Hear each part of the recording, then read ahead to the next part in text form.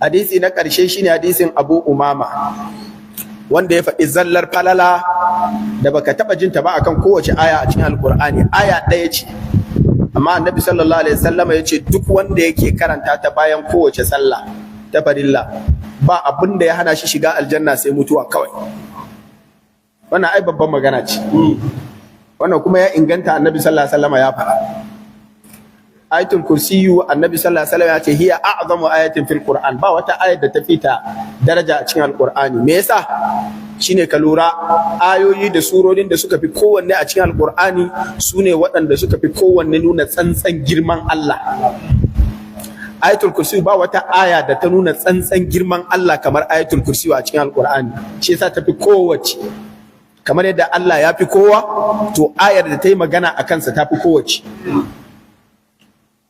Sai kuma qul huwallahu ahad da al-fatiha. Al-fatiha ita ce surar da tafi kowace a cikin Alƙur'ani, saboda ita kuma tana nuna, ita ma farkon buɗe ta tsantsar nuna mika godiya ga Allah maɗaukin sarki akan kowane al'amari na duniya. Alhamdulillahi rabbil alamin, nuna tsantsan tauhidi ga Allah maɗaukakin